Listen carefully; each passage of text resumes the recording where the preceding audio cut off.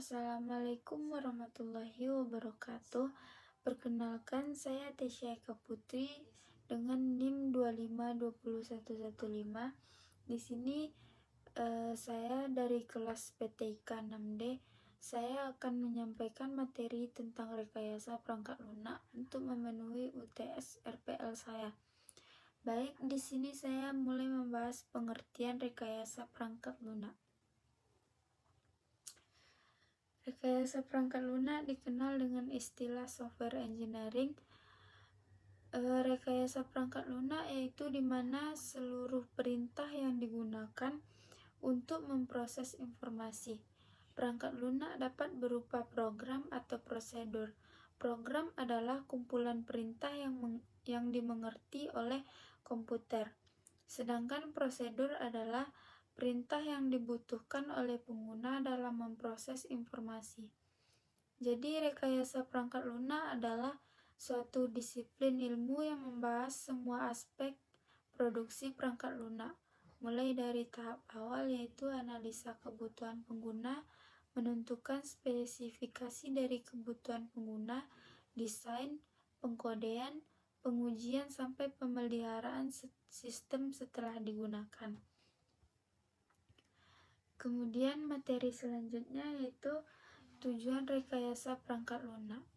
Tujuan dari rekayasa perangkat lunak itu sendiri adalah yang pertama, memperoleh biaya produksi perangkat lunak yang rendah. Yang kedua, menghasilkan perangkat lunak yang kinerjanya tinggi, andal dan tepat waktu. Yang ketiga, menghasilkan perangkat lunak yang dapat bekerja pada berbagai jenis platform. Yang keempat, menghasilkan perangkat lunak yang biaya perawatannya rendah. Selanjutnya masuk pada materi rekayasa perangkat lunak dan disiplin ilmu komputer. Cakupan pengetahuan dalam ilmu komputer sering dideskripsikan sebagai suatu studi sistematis pada proses-proses algoritma yang menjelaskan dan mentransformasikan informasi. Termasuk di sini adalah teori, analisis, desain, efisiensi, penerapan dan aplikasinya. Selanjutnya, metode rekayasa perangkat lunak. Model-model ini mengacu pada model proses pengembangan sistem yang disebut System Development Life Cycle. Setiap model yang dikembangkan mempunyai karakteristik sendiri-sendiri, yaitu yang pertama, kebutuhan terhadap definisi masalah yang jelas. Input utama dari setiap model pengembangan perangkat lunak adalah pendefinisian masalah yang jelas. Yang kedua, tahapan-tahapan pengembangan yang teratur. Yang ketiga, stakeholder berperan sangat penting dalam keseluruhan tahapan pengembangan. Yang keempat, dokumentasi merupakan bagian penting dari pengembangan perangkat lunak. Dan yang kelima, keluaran dari proses pengembangan perangkat lunak harus bernilai ekonomis.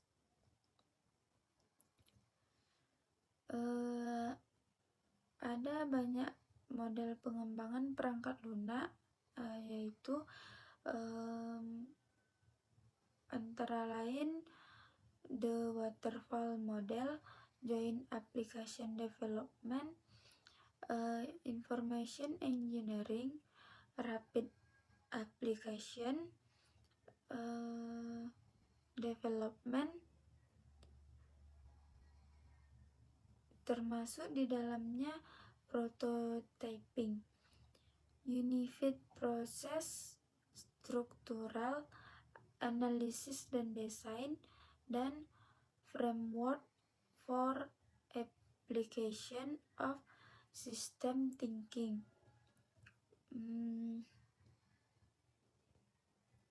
Selanjutnya kita masuk pada materi tahapan rekayasa perangkat lunak.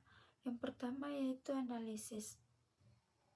Analisis sistem adalah sebuah teknik pemecahan masalah yang menguraikan sebuah sistem menjadi komponen-komponennya dengan tujuan mempelajari seberapa bagus komponen-komponen tersebut bekerja dan berinteraksi untuk meraih tujuan mereka. Analisis adalah bagian terpenting dari proses rekayasa perangkat lunak, karena semua proses lanjutan akan sangat bergantung pada baik tidaknya hasil analisis. Bagian penting yang biasanya dilakukan dalam tahapan analisis yaitu pemodelan proses bisnis. Model proses adalah model yang memfokuskan pada seluruh proses di dalam sistem yang mentransformasikan data menjadi informasi. Model proses juga menunjukkan aliran data yang masuk dan keluar pada suatu proses. Yang kedua, konstruksi. Konstruksi adalah tahapan menerjemahkan hasil desain logis dan fisik ke dalam kode-kode program komputer. Yang ketiga ada pengujian.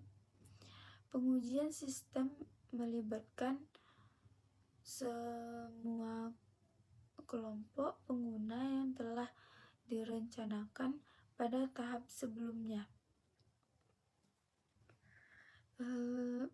Pengujian tingkat penerimaan terhadap perangkat lunak akan berakhir ketika dirasa semua kelompok pengguna menyatakan bisa menerima perangkat lunak tersebut berdasarkan kriteria yang telah ditetapkan.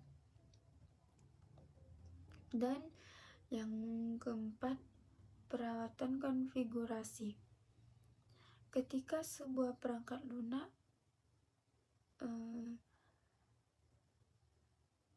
telah dianggap layak untuk dijalankan, maka tahapan baru menjadi muncul, yaitu perawatan perangkat perawatan perangkat lunak. Ada beberapa tipe perawatan.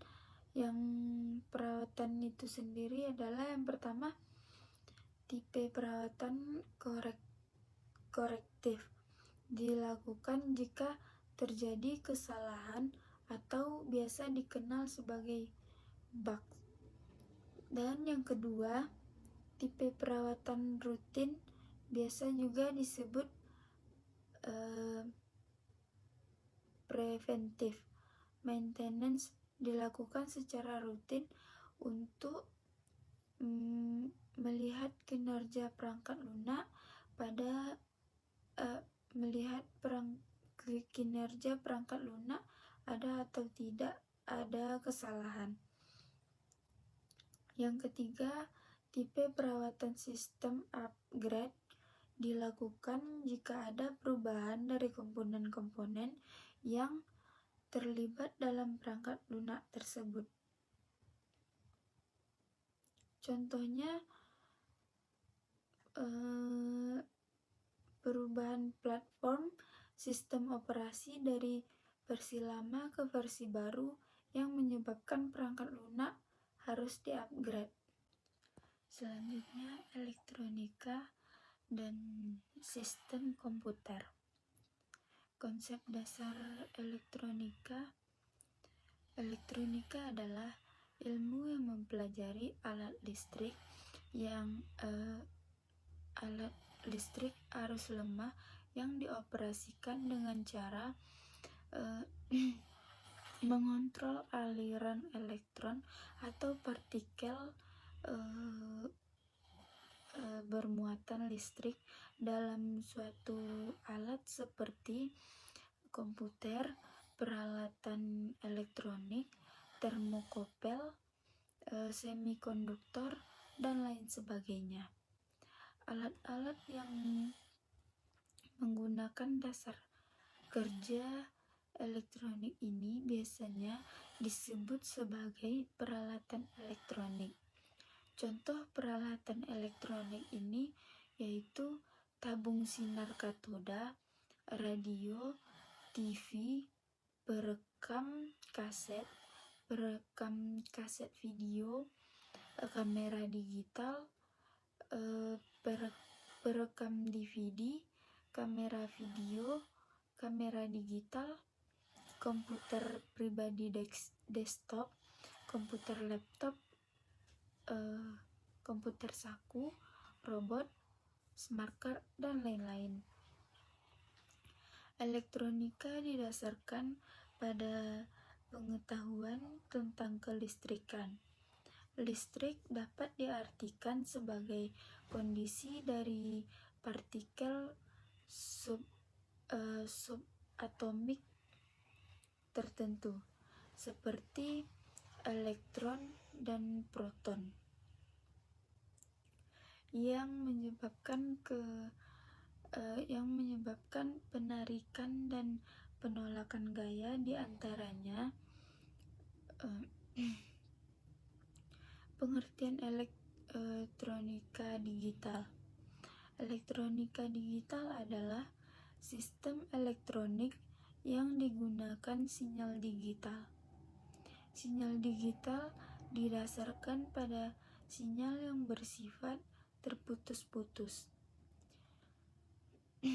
Biasanya dilambangkan dengan notasi aljabar 1 dan 0. Notasi 1 melambangkan terjadinya hubungan dan notasi 0 melambangkan tidak terjadinya hubungan. Contohnya seperti saklar lampu. Ketika kita menekan on, berarti terjadi hubungan sehingga dinotasikan 1. Ketika kita menekan off, maka akan berlaku sebaliknya. Elektronik digital atau rangkaian digital apapun tersusun dari apa yang disebut sebagai gerbang logika. Gerbang logika melakukan operasi logika pada satu atau lebih input dan menghasilkan output yang tunggal. Output yang dihasilkan merupakan hasil dari serangkaian logika berdasarkan prinsip-prinsip aljabar boolean. Selanjutnya, sistem komputer. Komputer adalah alat pengolah data elektronik yang bekerja dan dikontrol oleh sekumpulan instruksi atau program. Sistem komputer adalah kumpulan elemen-elemen, yaitu manusia, perangkat keras, dan perangkat lunak yang saling berinteraksi untuk mencapai tujuan, yaitu mendapatkan informasi yang berguna, kemudahan dalam bekerja, kecepatan, dan tujuan lainnya. Ada 3 komponen utama dalam sistem komputer, yaitu manusia sebagai pengguna, perangkat keras dan perangkat lunak. Apabila satu tidak ada, maka sistem komputer menjadi tidak bekerja. Contohnya, jika hanya ada manusia dan perangkat keras, maka sistem komputer tidak bekerja karena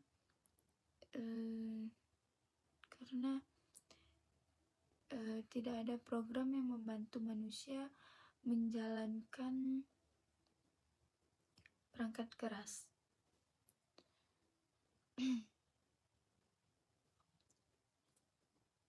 Perangkat keras adalah semua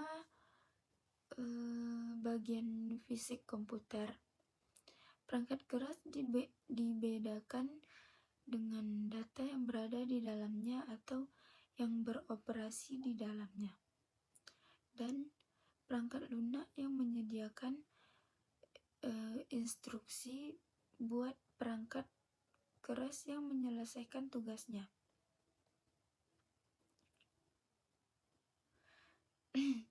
Ada 4 komponen dasar pada komputer yang berkaitan, yaitu yang pertama unit masukan atau input, yaitu perangkat yang memungkinkan pengguna memasukkan data atau perintah ke dalam komputer. Contoh perangkat yang termasuk dalam unit masukan adalah keyboard, mouse, joystick, dan digitizer.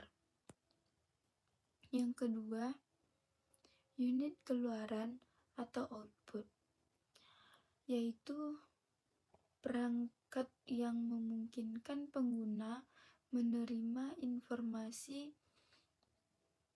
hasil pemrosesan oleh komputer. Contohnya, perangkat yang termasuk dalam unit keluaran yaitu monitor, printer, dan plotter. Yang ketiga, unit memori utama atau main memory, yaitu perangkat yang digunakan untuk menyimpan data, program, dan informasi hasil pemrosesan komputer pada saat pemrosesan. Unit memori utama terdiri dari 2 bagian, yaitu ROM, Read Only Memory, dan RAM, Random Access Memory. ROM hanya dapat ditulis sekali saja dan selanjutnya hanya dapat dibaca. Sedangkan RAM dapat ditulis, dihapus, dan dibaca berulang kali. Data, program, dan informasi yang sedang diproses disimpan di dalam RAM ini dan akan hilang apabila komputer dimatikan. Yang keempat, unit pemrosesan pusat, yaitu bagian yang digunakan untuk memproses data, program, dan informasi pada komputer. Adapun komponen komputer adalah yang pertama display, yang kedua motherboard, yang ketiga CPU, yang keempat main memory, yang kelima expansion card, yang keenam power supply, yang ketujuh optical disk drive, yang kedelapan hard disk, 9 keyboard, 10 mouse. Perangkat lunak adalah program komputer yang berfungsi sebagai sarana interaksi antara pengguna dan perangkat keras. Perangkat lunak dapat dibagi menjadi 3 kelompok, yaitu yang pertama, sistem software. Sistem software adalah perangkat lunak yang digunakan untuk membantu menjalankan perangkat keras dan sistem komputer. Tujuan dari sistem software adalah membatasi semaksimal mungkin programmer aplikasi dari kompleksitas sebuah komputer, terutama yang berhubungan dengan akses memori dan perangkat keras secara langsung. Yang kedua, programming software. Programming software adalah perangkat lunak yang menyediakan alat bantu atau fungsi yang dapat membantu programmer dalam membuat program komputer. Software ini sangat bergantung pada bahasa pemrograman yang digunakan. Alat bantu ini meliputi editor teks, compiler, interpreter, linkers, dan lain-lain. Yang ketiga, application software. Application software adalah perangkat lunak yang digunakan membantu manusia mengerjakan tugas-tugas tertentu atau kadang tidak berhubungan dengan komputer. Tipe-tipe application software yaitu perangkat lunak otomatis industri, perangkat lunak bisnis, perangkat lunak pendidikan, perangkat lunak software, perangkat lunak database, dan game komputer. Materi selanjutnya yaitu sistem operasi. Sistem operasi adalah perangkat lunak yang bertugas mengelola penggunaan sumber daya dalam komputer dan menyediakan antarmuka bagi pengguna untuk mengakses sumber daya tersebut. Fungsi-fungsi sebuah sistem operasi yaitu yang pertama, antarmuka. Fungsi ini merupakan fungsi yang paling mudah dikenali oleh pengguna karena melalui fungsi ini pengguna dapat berinteraksi dengan sistem operasi, perangkat keras maupun perangkat lunak yang lainnya. Yang kedua, manajemen memori. Memori utama atau lebih dikenal sebagai memori adalah sebuah array yang besar dari word atau bit yang ukurannya mencapai ratusan, ribuan, bahkan jutaan. Yang ketiga, manajemen file.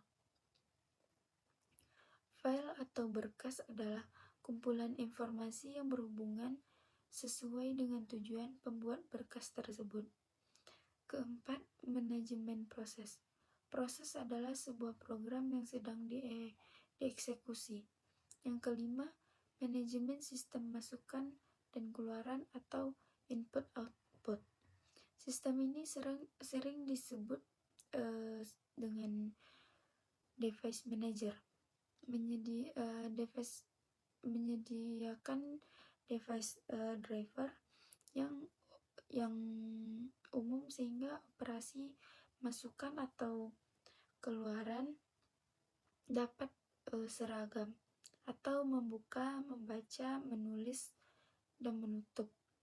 Contohnya, pengguna menggunakan operasi yang sama untuk membaca berkas dan perangkat keras, CD, ROM dan floppy disk. Selanjutnya BIOS. BIOS merupakan singkatan dari Basic Input atau Output System. BIOS adalah kode program yang pertama kali dijalankan ketika komputer dinyalakan atau booting. Fungsi utama BIOS adalah untuk mengidentifikasi dan mengenali perangkat keras komputer. Biasanya BIOS akan tersimpan dalam ROM atau read-only memory yang ada pada motherboard suatu komputer. Jenis-jenis sistem operasi yang pertama ada DOS. DOS adalah singkatan dari Disk Operating System. DOS merujuk pada perangkat sistem operasi yang digunakan di banyak komputer yang menyediakan abstraksi dan pengelolaan perangkat penyimpanan sekunder dan informasinya. Yang kedua ada Unix. Unix adalah sistem operasi yang mula-mula dikembangkan oleh suatu kelompok di AT dan T pada laboratorium Bell. Unix banyak digunakan baik untuk server maupun workstation. Yang ketiga development environment. Yang kelima commands. Selanjutnya Microsoft Windows. Microsoft Windows atau orang lebih sering menyebut Windows.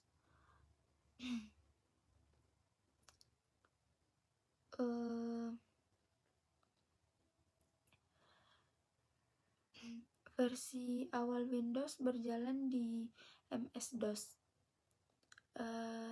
Dengan demikian, Windows versi awal telah menunjukkan beberapa fungsi, yaitu memiliki tipe file executable tersendiri, memiliki driver perangkat keras sendiri, dan lain-lain. Selanjutnya, Apple Mac OS.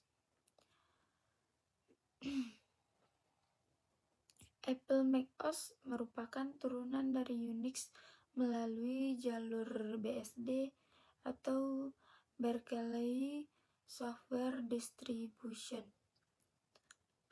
Oleh karena itu, kekuatan dalam multitasking, multi-user networking yang ada pada Unix juga dimiliki oleh Mac OS. Mac OS adalah sistem operasi berbasis GUI. Apple merupakan pelopor dalam penggunaan GUI pada sistem operasi. Penggunaan icon, mouse, dan beberapa komponen GUI merupakan sumbangan yang luar biasa bagi perkembangan sistem operasi berbasis GUI.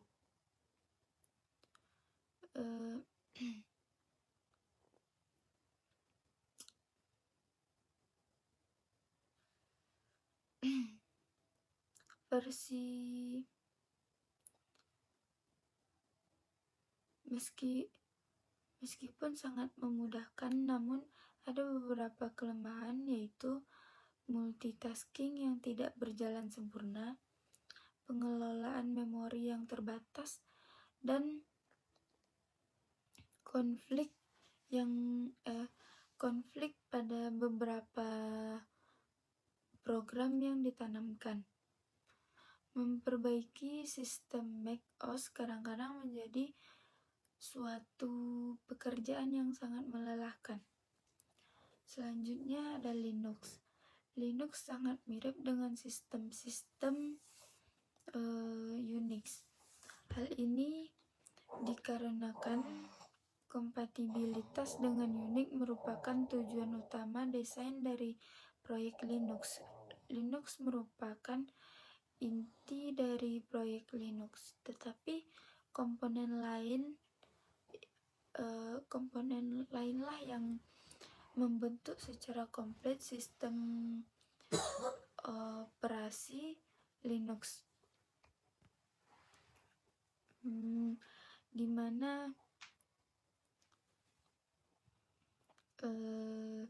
kernel Linux